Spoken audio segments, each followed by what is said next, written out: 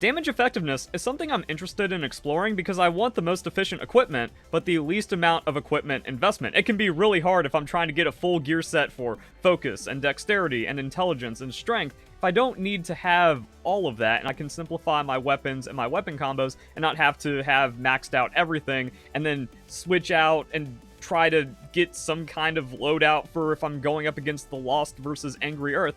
So that's why I want to kind of break down in today's video. If you enjoy it, don't forget to leave a like, share with your friends, comment your thoughts down below. Check out G Fuel as well, because that's how I get the power to make these videos and grind as much as I do. The caffeine and focus blend is the only thing keeping me going, and there's always some kind of crazy new flavor or promotion going on. It's October, it's spooky season, get limited edition Halloween flavors. They're actually really, really good. They gave me the new cherry green apple, and I love it. So tons of great flavors, great energy. Use code VERLICIFY for 20% off your G Fuel order.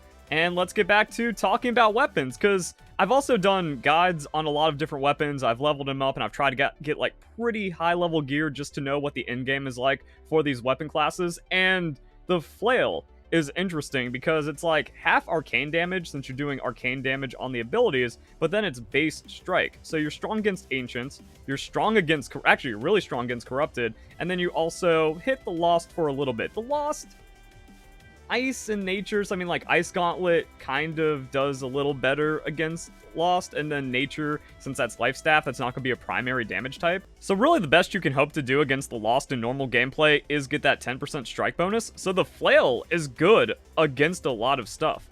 Now as for the Void Gauntlet, and when I talk about Void Gauntlet, it's really only Void Blade. I'm really mixed on it because I finally like invested into the Void Blade and I felt like, oh, I screwed up.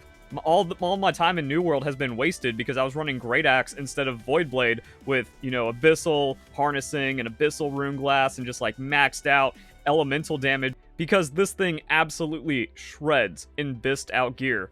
The problem is it doesn't have benefit against everything, so I guess it's a good investment in that way where it's like, yeah, you're just all in every resource into Void Blade and Abyssal spec, and then you just hit everything pretty well. Like 15% against Ancients is also nice since that's going to be some of the content you want to snowball into. But outside of that, you're not going to get free damage optimizations like you would with a thrust weapon into Corrupted or slash fire against Angry Earth, and then you're missing out on a lot of damage.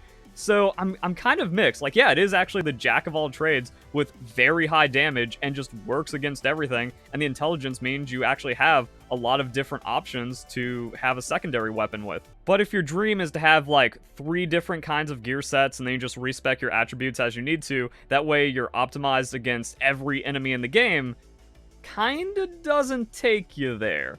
I was also looking into slash damage because, wait a second, flail and Great Axe, or also the Great Sword, they all scale with strength. So you can go Flail Great Axe and be good against everything. Also with the Flail, like, yeah, it's actually surprisingly one of the highest DPS weapons in the game if you go all in on that strength attribute, and then like a little bit of Constitution and some other perks as well.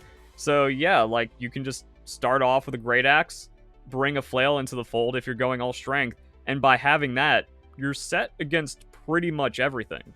So then it kind of reverses what happened with my guides. I was trying out all of these other things where I'm like, oh, Void Gauntlet is fun. Ice Gauntlet, Fire Staff, Intelligence? I never did that before, but this can actually be a lot stronger and more fun than I thought. And then I was like, okay, Void Gauntlet's the best. But then it kind of came back to where, wait a second, if I put this much into my Great Axe feels really strong as well. Flail plus Sword and Shield is also really, really good, and then there's other combos where I'm like, well, Great Sword clears out packs of enemies, and then Spear is insane single target bleed damage. So there's a lot of different ways that's like, okay, maybe I didn't completely screw up by not going Void Gauntlet. So even though the Void Gauntlet is like really, really good against everything, you also don't necessarily screw up if you go Flail, Great Axe, or Flail plus another slash weapon and then hard spec into strength. And that leaves beasts. So that also kind of gives credit to where, well, the Spear is thrust. So you're just doing more into beasts, and then you can go thrust slash. So we can just discount the Lost since it's hard to get bonus damage on them. So everything else but Ancients we do really well with if we have slash plus thrust, which can go like dex strength with Great Sword plus the Spear, and that's also a viable build as well. And the thing is, if you're running a dex strength build, you can still have all strength gear. So an all strength gear loadout is going to be fine, and then you just put your attribute points and your magnify into dexterity to get those break points that you want. You don't have to have a set of dex gear if you want to use dexterity weapons, and you're still covered against most stuff. So the beast kind of puts in weird things like, yeah, you can't find any other damage against them, and it's really important if you can do a lot of damage and take on beasts, because the Elysian Wilds, even though it's the Rise of Angry Earth update, it's more the Rise of Angry Beast update. And then if you can kill those enemies, especially in the high mound, really fast, well, then you're going to be getting Darkhide. And if you can farm Darkhide, you make enough money to where you have no money problems ever again in this game, especially early on in the server. And that's going to make you a lot of money to then buy your intelligence set, because maybe you want to play around with the Void Blade or the Abyss Axe or some kind of other weapon loadout, and that's where that comfort's going to come in. So I'm thinking I'm going Flail Great Axe, and then we can just kind of do whatever from there. There's also some other weird stuff, because the artifact Great Axe that converts it into electric damage and then just has 20% more weapon damage is crazy, but it only works against one thing. However, it works against that one thing really well. So you just get 20% damage against everything. So it's like having Slash against Angry Earth or Thrust against Corrupted. And you have an artifact weapon, and then you just get like giga extra damage onto Ancients, which if you farm those mutations or higher level Ancient content, that also kind of shows that it works out pretty well. Now, because you are converting your damage from lightning into strike, you lose the strike effectiveness, but as we talked about, lost is weird and doesn't count, and then we're just replacing Ancients, and then doing 20% damage to everything. But this also means your gear gets kind of weird, because like you need strength and then lightning harnessing, and now we're just going to be all-inning on that damage. So it takes investment, like a Void build, to get that extra elemental damage. But if you just have strength gear, you're still fine, and then you can put in the electric rune glass into it, or find the electric harnessing and upgrade at some point, while also maybe getting gear biasing to where it will drop more strength gear, and then you can just upgrade from there. So strength looking like the winner. And that kind of goes into the other part, where we do have elemental things, so like all-inning on Void, well, you're finding 2% from harnessing, 2% from rune glass on 5 pieces of gear, so that's 20% right there. So like full elemental harnessing with rune glass is like having some kind of effectiveness. So in the end game, then things get weird, and you can have like more diverse gear sets that go into that elemental damage. Also, there's the pants, like the new artifact pants that just give you 15% magical damage, so that's even crazier stuff to add. But I don't think it's something that you need to be focusing on from the beginning, especially because at some point, like let's say you pick up a purple strength, enchanted ward, void harnessing pair of pants or pair of shoes, and it's like 550 gear score, well, that's going to get replaced at some point, and eventually you're going to have like high 600s, 700 gear score items. So it really doesn't do you a lot of good to focus on getting the elemental stuff in the even mid-late game. So that's why I think like it's just straightforward. Like you go Enchanted Ward, Strength. You find luck, you're good against everything, and then your build can be something strength based. I'm not saying like, oh, steal my build, steal his look. But I'm thinking like a combination of strike and thrust or strike and slash is what you want, and you can find that all in strength. And then if you need to go hybrid with like some dexterity or some kind of other attribute, that's what levels of magnetism are for. And now you don't have to worry about changing out your gear sets too much. And then like, oh, if you do want to change it up, then you can kind of do it for free without having to buy like a whole new set of dexterity gear or a whole new set of intelligence gear. So really, you only need 2 sets of gear to get through pretty much everything in the game. You need all strength gear and then all intelligence gear, and that's it. Now, there's also, like, focus, and I've done guides on that. And if you are a healer, your game is completely different from everyone else because you're sacrificing your autonomy to then be more favorable in groups and getting carried. In which case, you're going to go all in on focus, but then you don't have to worry about juggling weapons or juggling gear set. You're just all in on focus. And my recommendation is that you also go Flail Life Staff. So at least the flail, even on max focus, is strong, splash in some strength, keep some of that power, and then you can clear through content. So you're not going to have the damage effectiveness optimizations, but then that's like just super sweaty min-max stuff, which is really what this video is about.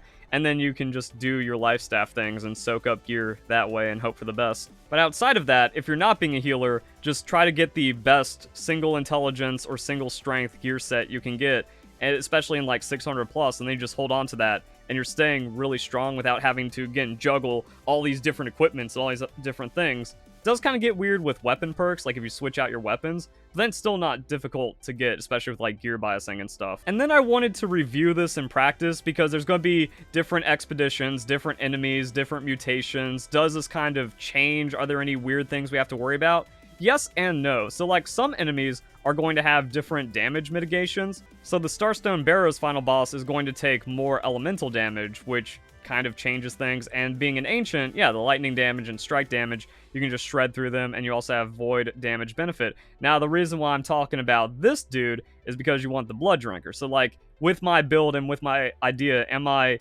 impeded on getting the best item in the game? I'm not. So this just takes you to a Blood Drinker by going into Strike. So you can go Strength Hammer all the way, get your Blood Drinker, do higher level content, and then you can grind for a different build you want. We have the final boss of the Lazarus Instrumentality, and again, that's just another ancient that has the same kind of damage mitigations, so other things going on there, but that's also where you get the Hammer artifact.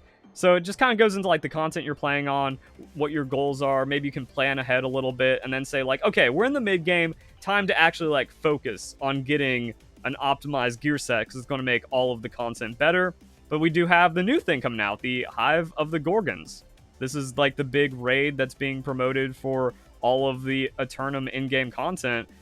It says Angry Earth, but in reality, it's a lot different because they have different weaknesses on the modifiers. And it's pretty much everything is going to be more slash damage, negligible thrust damage, and then more fire damage. Now, this is data mined from the beta, so it might change, but if it doesn't, because, like, yeah, they don't want you giga optimizing into an Angry Earth, like an anti-Angry Earth build, and then trivializing the entire raid. So you get like a little bit, you know, you get a little bit of extra benefit, but it isn't as mandatory to completely dominate all the content. And yeah, that's just how the enemies go for this kind of stuff. Like I said, beasts are also going to be a lot of resources, and if you're grinding for Angry Earth, the Savage Divide is going to be an expedition you might take part in a lot.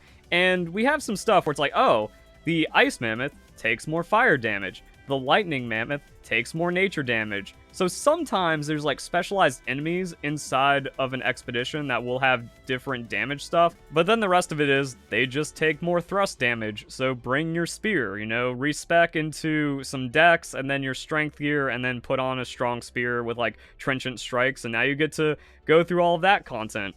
I looked up the Glacial Tarn. Some things take more fire damage, but the rest are just regular ancients. And then there's also just a lot of these dudes, like the human, that just take more slash. So, like, optimizing for certain things, like, they'll just spin it around on you.